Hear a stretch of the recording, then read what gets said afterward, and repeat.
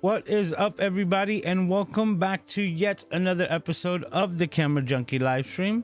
My name's Luis, also known as Mr. Camera Junkie, where I remind you to upgrade your skills before your gear. If it's your first time here, welcome. My name's Lewis, like I said. Please be sure to introduce yourself in the chat so you can get the nice Camera Junkie crew welcome.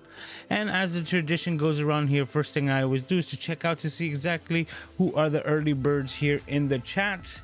And let's go and see. All right, right off the bat, we have Parker Jennings saying hello to everyone.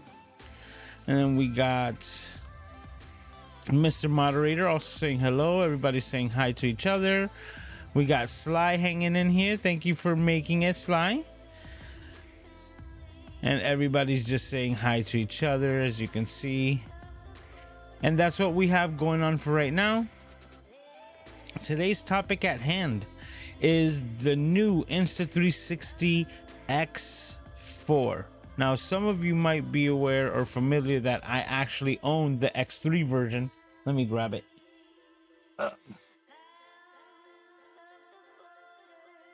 Insta360 X3. Absolutely love this little piece of hardware. I utilized it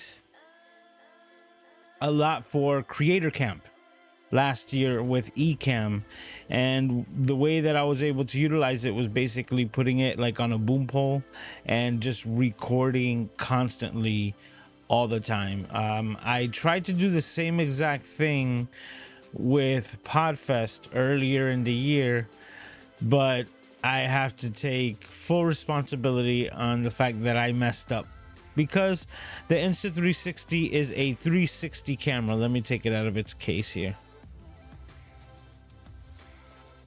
The 360 camera that has lenses on both sides, so it actually catches information from all 360, and that's the convenience of it, that just having it around, it's recording front, back, side, excuse me, it's recording the front, back, side to side, and like all the information everywhere. And what I was able to do was connect it with a battery pack. Excuse me, got a little gnat flying around here. Connect it with a battery pack to basically have it powered on indefinitely. And what it would do and allowed me to do was record like 13 and a half hours of consecutive video 360. So it's like I set it and forget it, and I was able to just record everything. But it does have different modes. So the last time that I actually utilized the camera, I had set it to only a one camera mode, so it would only record from one side, so that I can use it like an overhead shot or anything else in my setup here. And when I took it to Podfest, I forgot to put it back into 360 mode. So even though I ran it thinking that I was recording everything for the 3 days that I was there, I basically only have one side recorded in like a standard format, you understand? So it's almost like you ask somebody to like look at the wall and record the wall for the entire day. And that's where I have to take complete ownership on messing up the use of this. But it's a super interesting camera. It gives you a completely different perspective and point of view, and I absolutely love it. And Insta360 this week just came out with the next step of this camera, which it's basically almost identical in form factor, except the upgrade is in the sensors or the lenses in this case, I believe. I'm not really sure because I wasn't able to dive deep into info, and even though that's a nice topic, I decided, you know what, we're just gonna do it together. I'm gonna pull up the websites and we're gonna check out the differences between this one and the previous versions here on the podcast. Listen to me. That's where my mind's at. There's so many things going on, including that I had just recorded the Flow podcast and I was editing that, but Freudian slip. Hey, we got Robert in the house as well, saying hello to the fam. All right, so we have a Spanish person here, Andy VZ. He's saying, hola, ¿podrías probar el Insta360 como un webcam? Saludos desde Venezuela. Basically saying, can I try the Insta360 as a webcam? Now, this is the Insta360 X3. I don't have the X4. Not even sure if it's available right now. I think it's only set up for pre-order, but we're gonna find out. And yeah, you can set it up as a webcam, but in all sincerity, I don't recommend it as a webcam. The reason why is because when I did test it out and you have the one side mode basically instead of the full 360, what it does is that it's still giving you a 180-degree view. So if you were to set it up as a webcam to like record yourself, what it is going to do is going to record all of the space in between. So you would end up then taking a 4K image and zooming in on it and getting a less quality resolution because you're zooming in on it to fit the frame. So that's why I wouldn't recommend something like this as your number one webcam. As an additional camera, like an overhead shot or something like that, I would then recommend. But besides that, I wouldn't recommend this as your main go-to webcam because it's taking in so much data and you're only going to be using a small percentage of that, which then gets pixelated because you're compressing it so much. So for that, I wouldn't recommend it. Now, everything else, absolutely amazing. And I would say this is more of an outdoor camera. It's already built in and designed to be weatherproof, so to speak. Like you can dunk this underwater and it's not going to have a problem because everything as it's built is designed to keep all the elements outside.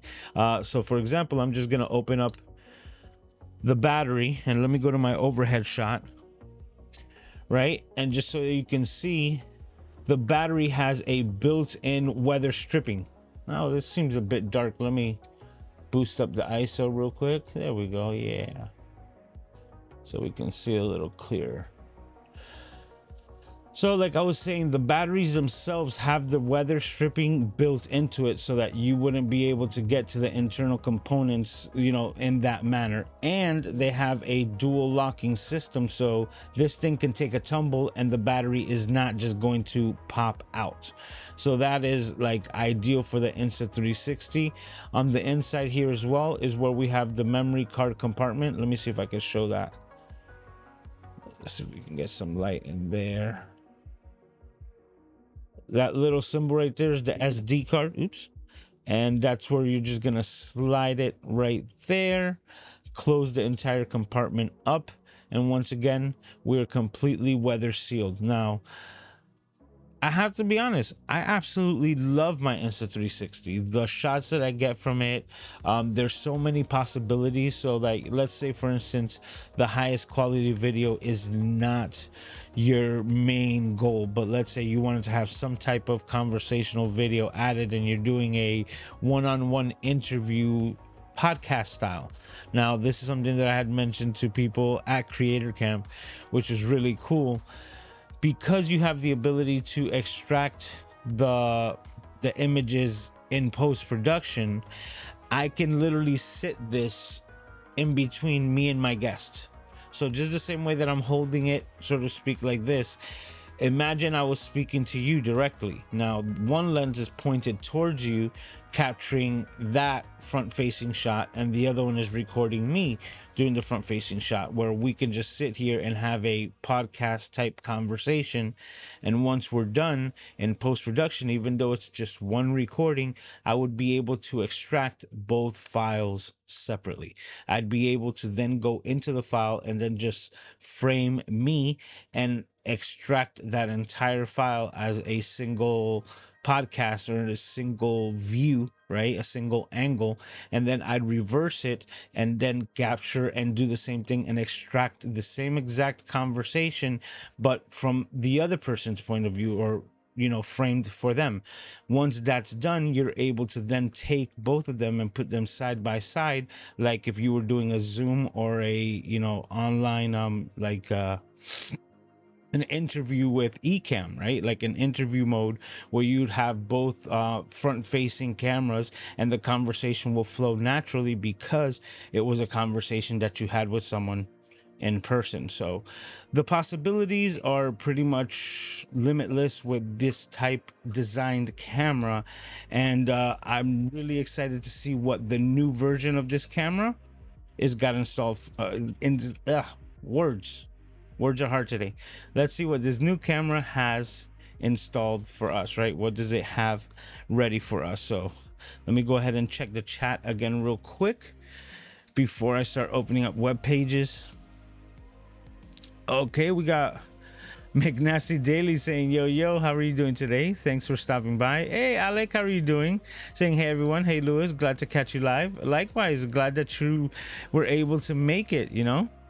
And for those of you who don't know, Alec is officially in the future. I think he's somewhere into Monday, but I digress. All right. So let me go ahead. Actually, that's not the web page that I want to open up. So let me go ahead and open up another one here. Not get ahead of ourselves. No, let's not do that. I don't know if the audio of that web page came through, but I'm gonna stick through it. All right, let's embiggen that, and we need to move to that page. So let's see here. Where are we? There we go. That's looking good, sort of. Oh no. Okay, because I have the chat open, so let's go ahead and close that. There we go. That looks better. All right. Now that we have Google open, let's go ahead and just type that out in the Google machine. So we're gonna go Insta360 X4. Now, disclaimer, guys, I saw the laundry list of, oh, did I misspell it? Sort of. I put a space in there. Okay. Once again, disclaimer. I saw the laundry list of videos that came out announcing this earlier in the week, and I just did not have the time. A super busy week for me that I haven't even watched one of these videos. So the only feature that I know that this camera has upgraded from the one that I currently have is the resolution. Now, this one is an 8K camera, meaning the 360 video file that you're getting is going to be that much more higher in quality than what we're dealing with right now. I believe this one was up to 6.5K, but just so that you understand, that's a 6K image kind of expanded for the entire 360, right? Like if you take all the information that it's getting from front, back, top to bottom, it results into a 6K file size, right? Because of all the data that it's pushing in every single frame. But because that 6K image is being spread out through the entirety of the bubble, it tends to lose resolution. So the increase in resolution will only make it seem that it will get a sharper image out of said device. So let's see, because if there was one kind of negative to the Insta360 is that, of course, being such a huge file size and capturing so much data, that the resolution wasn't the best. Hence why I had referenced that I wouldn't recommend this for a webcam, because to frame it correctly, you will see pixelation due to the compression. But right off the bat, it looks like it's a little bit more expensive. I purchased this one last year for $400, $399, and the 8K version now has increased by $100. So this one's running for $499.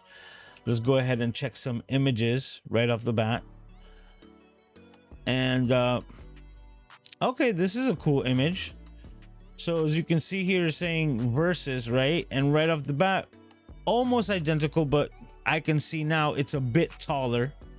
So the bit taller means one thing to me right off the bat, meaning all my accessories for the X3, I can't use them. So this cage and a lot of the other things, of maybe the invisible pole, of course you'd be able to use that, but any accessory like so, which is a cage to protect your investment, you would then need to reinvest. And now just looking into this just a bit more right off the bat, because this is how I study these things. So you're gonna see the behind the scenes of how I take my notes, right? Just right here, if we can see right around the lens, it looks like there's a mounting system, right? So if you were to compare both of them, you can see like there's like a clasp type system set around the lens, which, just me thinking right off the bat, the number one accessory that I purchased for my Insta360 when I got it was plastic lenses. Let me see if I have them here to show you.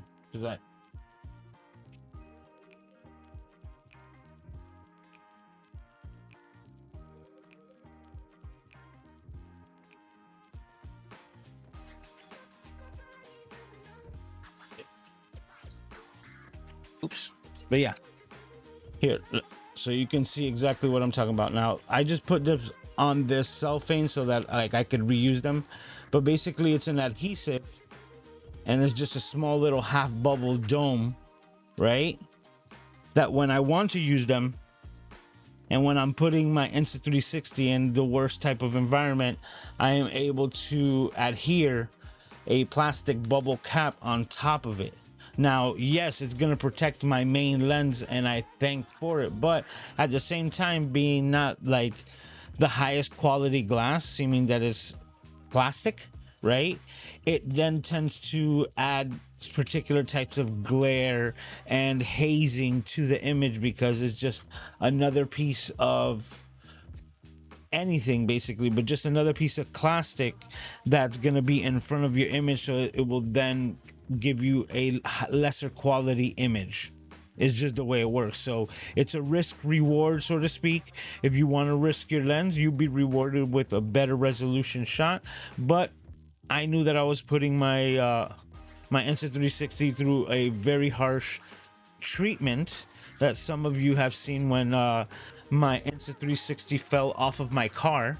I was very appreciative of said lens covers, or the lens guards, but to get the best quality image, and when I'm being a little bit more protective, I take it off, and I still have like a lens protector on the case so that when it's not in use, they're also still being protected. Now, going back to this image here, what I'm seeing is that most likely there's going to be a attachable, detachable accessories, maybe ND filters, most likely, you know, like lens guards, lens protectors is what I'm most likely thinking, and that's just right off the bat. All right, so let's take a look at this article. Seems pretty good. Okay, it's giving a bit of the history, saying that it came out what year? 2022, so it's been around for a couple of years.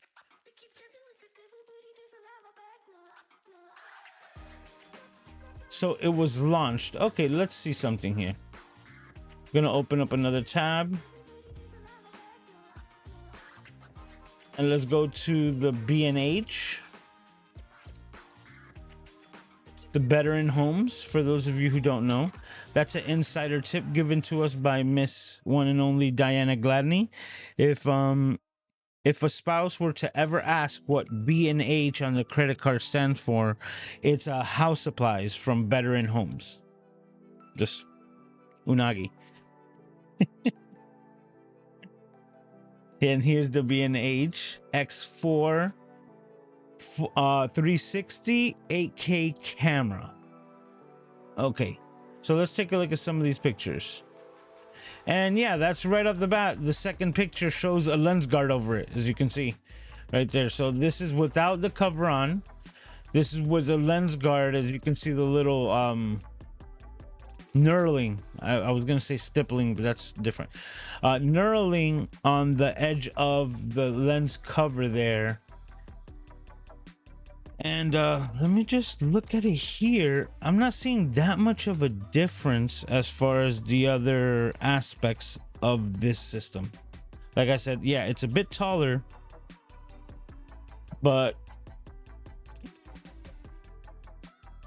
power button. You got the microphones. Yep. The other side.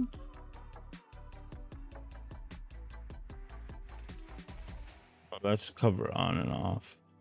Okay, the other side. So we got the battery, which let's hope that they're using the same battery, but I wouldn't be surprised if they made it just a little bit bigger to get more runtime to make it different. Then we have the little door, which looks identical. This is where you'd have the connection to the USB. It's also detachable so that you can connect the external microphone feature, which I also have, so that you can get the highest quality audio. And then once again, another microphone. I believe this has either 6 or 7 microphones. I don't remember, but as you can see, we have 2 on the corners. We have 1 here, 1 there. So that's 4 right off the bat from what we're seeing here. So this will be running similar setups. I think six microphones. Yep, and this little slot here, so let me, this little slot that I'm looking at right here, this little section right here that just almost looks like it doesn't have a clip for anything, that's the speaker. So if you wanted to revise the footage that you're capturing, you'd be able to hear what this microphone records. And believe it or not the worst audio, and that's always important. I'm Mr. Camera Junkie. I love cameras, but I always say bad audio is unwatchable, and this actually gives you pretty decent audio straight from the camera. All right, this is the top view, bottom view, and multi-view. All right, so now let's dive into some specs here.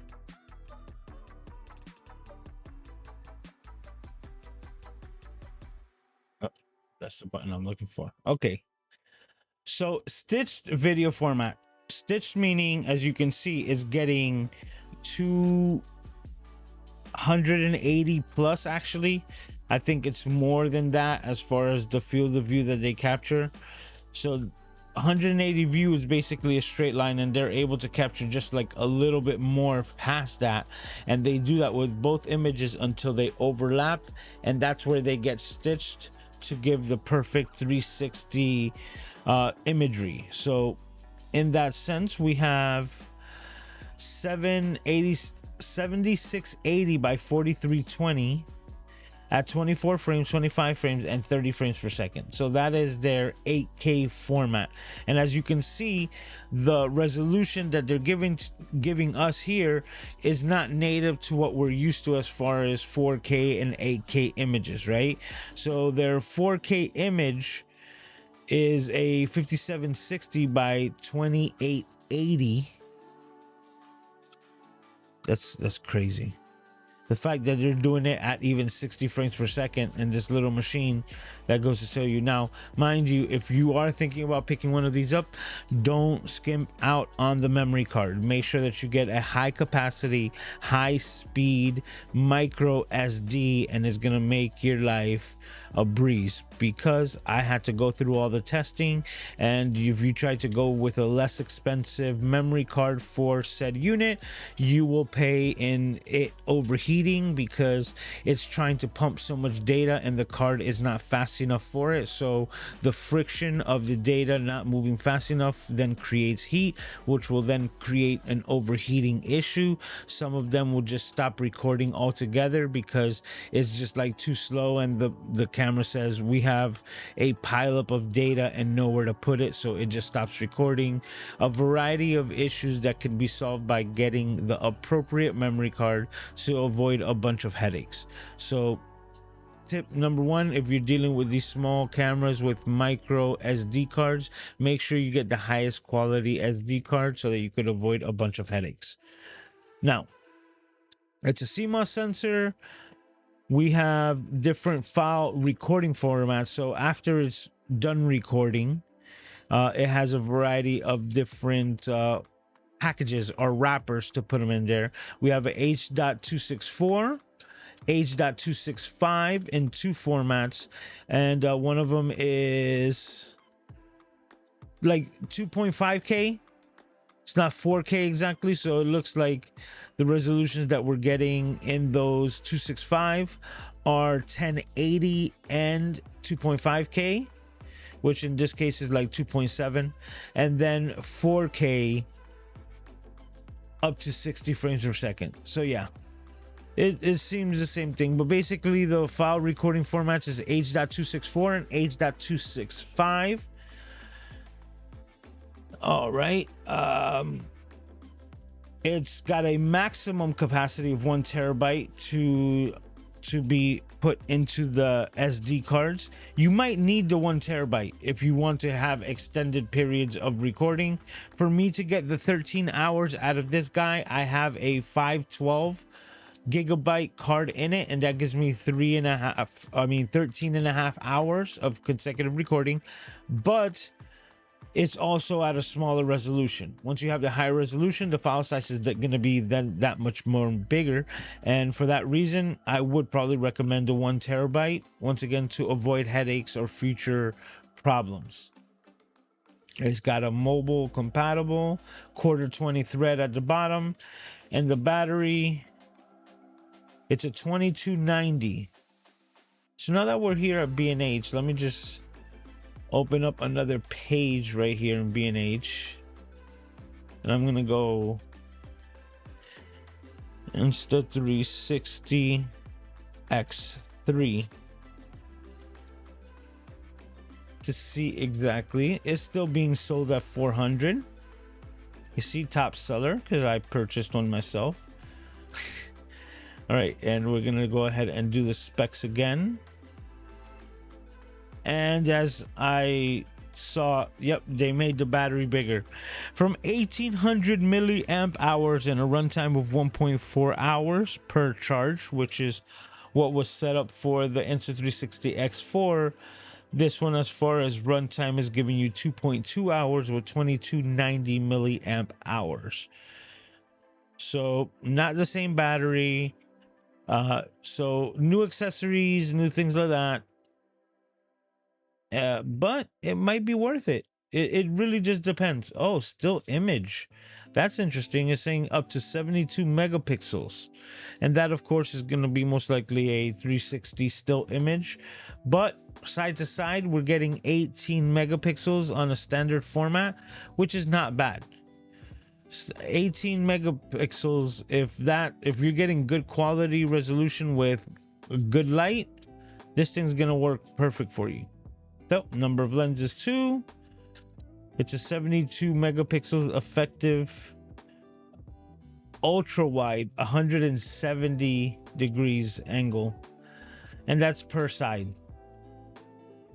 f1.9. Okay. Yeah, it's got a touchscreen LCD.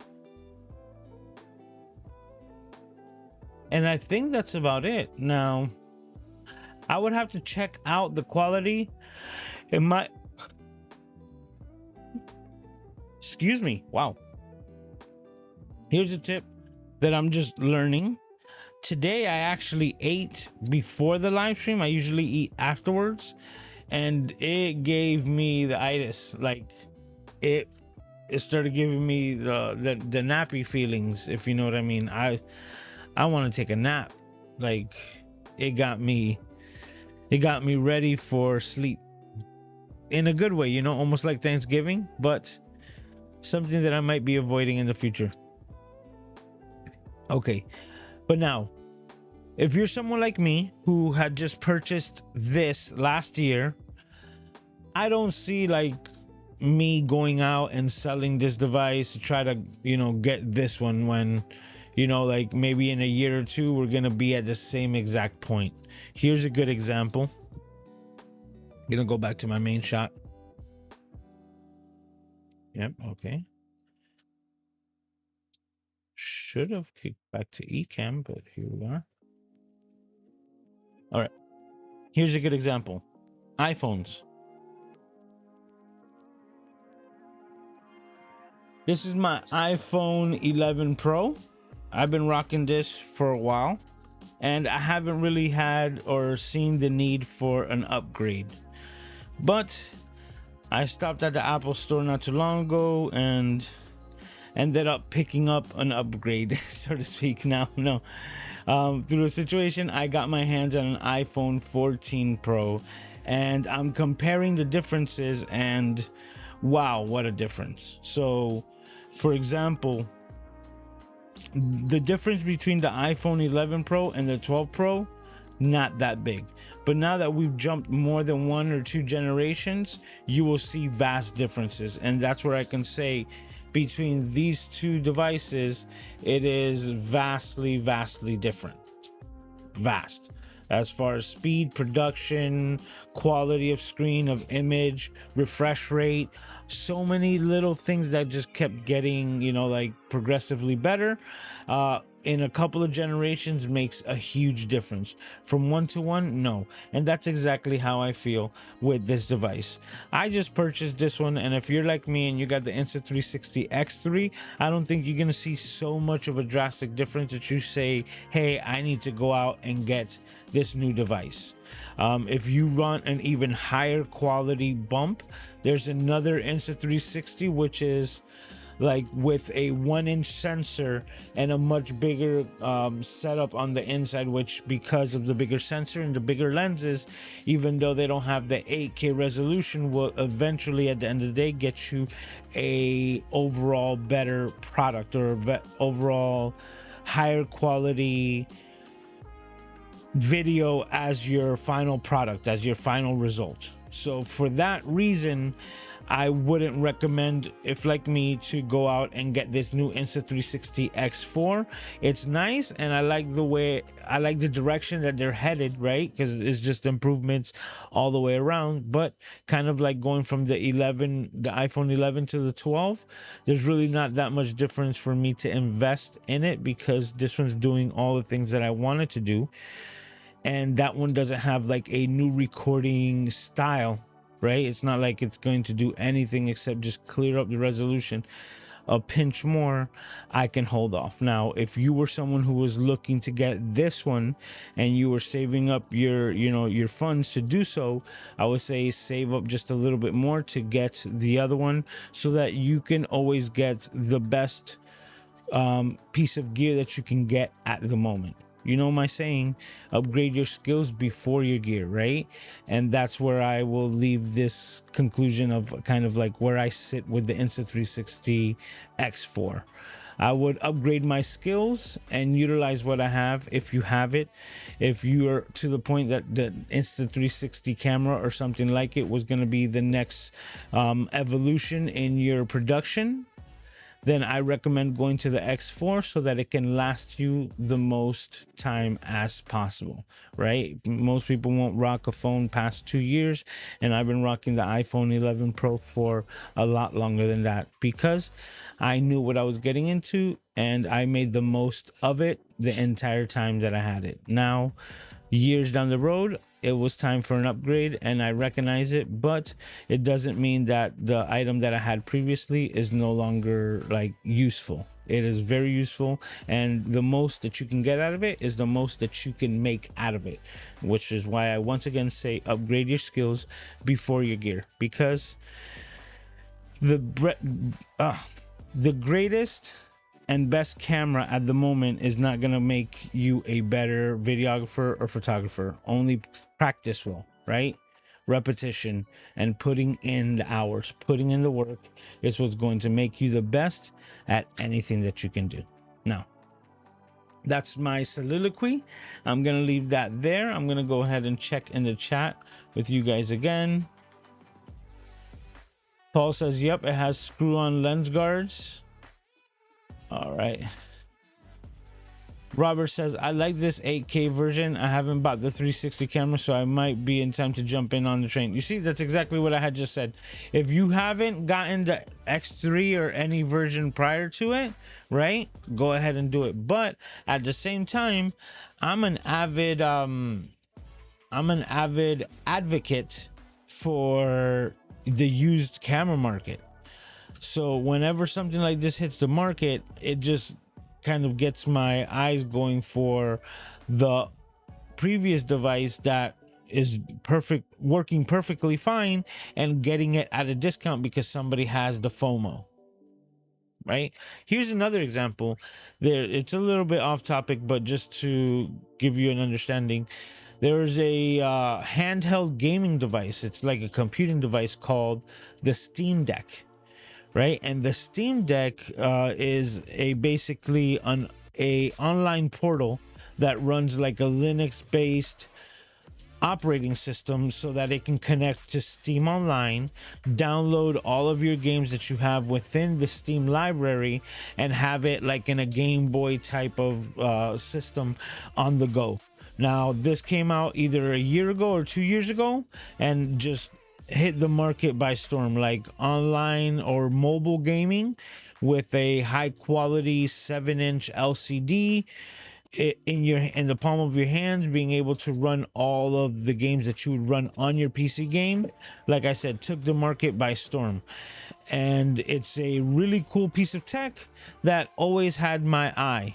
Well, the tech hasn't really evolved that much, but they were still able to bring in a new version to the market, which is the Steam Deck OLED, where the biggest difference between this and the original is an upgraded OLED LCD, slightly bigger with less bezels, so like less edge darkness, so to speak. Besides that, there's really no real difference in the hardware besides the visuals that you're gonna get off of this new OLED LCD, and because of it, it increased the price, but at the same time decreased the price on the original Steam Deck. And I see those on the used market left and right going for less than half of what they were paid for originally. So an item that was like $600 to $700 new is now being sold $300 to $250 on the used market all day, because even though they have a Steam Deck that they love, they want to get the new OLED. So the FOMO, the fear of missing out, is going to get them to pay the difference, and you'd be able to snatch up a good deal in getting a gently used Steam Deck that's maybe only a year old for a third of the price. So that's where I always say, like, depending on where exactly you sit, if you're looking for the 360 camera market, like you were saying, Robert, then I would recommend you like weighing the pros and cons versus getting the new thing or getting what you already know works, which is the X3, at a much cheaper price. Because from B&H at $400, I can see where I would tell you I recommend save the extra 100 and get the X5. But if you can get something like this on the secondhand market for like $250, $300, I would say more like the 250 mark would be really good. If you can get it for 200, like 50% off, then it's a no-brainer deal in my eyes. And to give you the last example, because I think about that, I've had this computer for over a year now, on the used market, right? I was able to purchase my laptop, which is my Apple MacBook Air M1, first generation, right? And this little guy is amazing in battery life. I'm still stunned at the price that I paid for it, because I was able to pick this guy up off of Facebook Marketplace for $300 cash. And that was over a year ago. So I've already been using the hell out of this computer, and I use it for like everything, more than what I actually thought that I would initially use it for, because I was able to successfully edit Final Cut Pro projects on this device, which I wouldn't have ever expected that I would have asked it to do it, but it did it without a problem. Does it have a little bit of thermal throttling? Sure, but did it do the task? Absolutely. And the amazing battery life is what makes this thing next level. The thing is, if you were to try to buy this right now, they're still going for like $650, $700 new, like at Walmart, right? And on the used market, the cheapest that you can find it is like $550.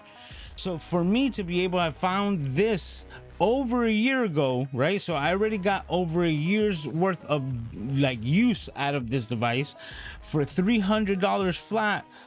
Freaking no-brainer. But the thing was that I knew what I was looking for. I was looking in the market for that thing, and when the amazing deal like showed itself, right, what I did was I was able to take advantage of it because I already had the money set aside looking for that deal. I was able to pull the trigger, and super happy on this because, like, once again, now I have this. I really don't see the need for getting a newer computer. The only thing that had me thinking about a newer laptop is this guy right here, the Apple Vision Pro, because the connection between the Apple Vision Pro and the laptop computer is a lot more symbiotic than the one with the Mac Studio. And the other thing about the Mac Studio was that it was only giving me one display, just like the MacBook Air, but at the same time I needed to use multiple monitors on the Apple Studio, so on the Mac Studio, or to explain better. So what I ended up doing was purchasing a application that gave me the second screen on the Apple Vision Pro, so I connect directly to the studio on the main one, and then I use another application called Split Screen that gives me that split screen monitor side to side, and I'm getting both feeds. And more importantly, I'm able to use Final Cut Pro with two monitors. Maybe you don't know, but there's a little button on the top right hand corner, you know, not all the way to the right, but top right slightly in, that actually is the dual screen effect or feature of Final Cut Pro. So it's built into the program, and when you're connected to the Vision Pro, it only recognizes one screen, so the button is like not even there as an option. But once you add the split screen, it magically shows up, and you're able to open that up and once again create a larger timeline and utilize Final Cut Pro to its max. So that's one thing that I've been using more than anything. I was talking with my friends just last night about how much I enjoy the Vision Pro. Like, I don't even talk about it that much because I'm just using it all the time. And I reference back to the part in the movie The Matrix where Neo connects to the computer for the first time and starts downloading all the software, you know, for, you know, combat training. And he wakes up and says, like, I know Kung Fu, right? That's how I feel whenever I use the Vision Pro, and I use it in a variety of different ways. For example, let's say I wanted to learn something, and I'm watching videos and just downloading information, so to speak, through the YouTube University, right? But at the same time, I have chores to do, like washing the dishes. Well, instead of negating my dishes because my dopamine hit needs to be fixed and I need to download this information instantaneously, with the Vision Pro, I'm able to do both. I'm able to play that video, get that information, and have it playing. And what I do is that I pinch and hold, and I take the screen and I put it at the bottom of my sink. So now as I am washing dishes, I am literally washing dishes, looking at the exact content and doing two things at once. So it allows me to be more productive by not negating my dishes, but at the same time giving me the dopamine hit that I require that would have me neglect the dishes in the first place. So it's just been a godsend for me personally, you know, and I try not to like over bombard you guys with the Vision Pro because I use it so much, but it is so freaking dope. Like, and my friends used it for the first time. I used it in guest mode for the first time last night, and they were just like blown away. They were like, whoa.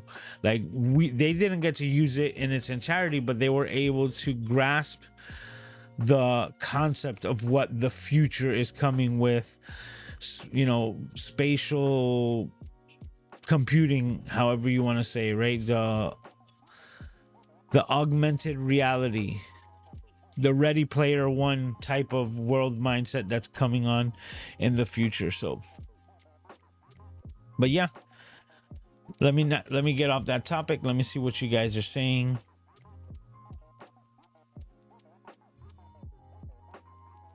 Gretchen says absolute truth, practice over purchase. I like that one. Practice over purchase.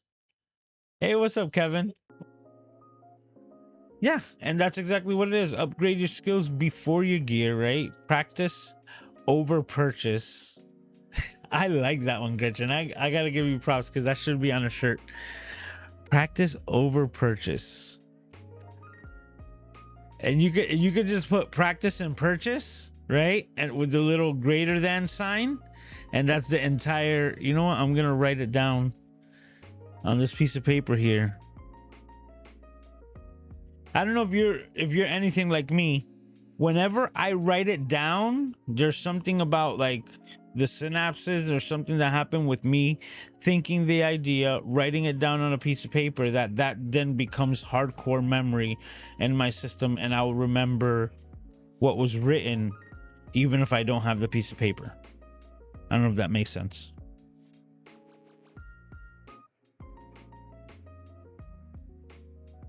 Practice is greater than purchase. You could even put it in parentheses for emphasis. So, all right. We've reached that time. You know what time it is. Cities Gaw. Channels that I think you should go and watch. And let's see if we can pull this up because we had a variety of different. There we go. That looks good. All right. And we go back to it. And there we go. Yes, Cities Gaw. This week's Cities Gaw is none other than Armando Ferreira, also known as Mr. Mondo Bites. Now, I might have mentioned him before here on Cities Gaw, but I couldn't remember and I couldn't find the episode. So with that being said, I wanted to double make sure that you guys are aware of Mr. Armando. Now, if you haven't seen him before, let me be the first one to introduce you to Armando Ferreira. He's also known as Mondo Bites because I believe, correct me if I'm wrong, but I believe that that's exactly what his channel was called before he changed it to his actual name. It used to just be called Mondo Bites. But as you can see, he falls into the camera junkie category. He's just there with a variety of different camera brands, lenses, and a variety of different techniques with gear up the wazoo. Oh, it's actually a different YouTube channel. Look, I was talking about it. And it's a different YouTube channel. So another one called, Studio Bites. See, he's throwing me off. So this one was called Mondo Bites. The other one's called Studio Bites. He changed this one to Armando Ferreira. And he's got his other one called Armando Ferreira en Español, which is a pretty cool concept where he just basically recreates all of the same content that he's creating for this, but in Spanish, which kind of seems familiar to someone who's might be doing something similar to that with Ecamm. Just maybe. Look, he's even touching on Android type gaming tablets, which is kind of the same thing that I was mentioning before about that the Steam Deck. So this one is a competitor to the Steam Deck, but it looks something like that, just the same. But nonetheless, if you haven't heard of him prior to tonight, let me be the first one to introduce you to Mr. Armando Ferreira from Mondo Bites. As you can see, you can still at him at Mondo Bites, right? And yeah, he's this week's Cities Gaw. Channels that I think you should go and watch. And that's it, guys. We've done it. Another successful live stream here on the Camera Junkie live stream, or Camera Junkie YouTube channel, live stream channel, YouTube channel, same thing, right? But yeah, if you haven't gotten the drift, this was actually episode 177, and that's 177 consecutive weeks of the Camera Junkie live stream without skipping a beat.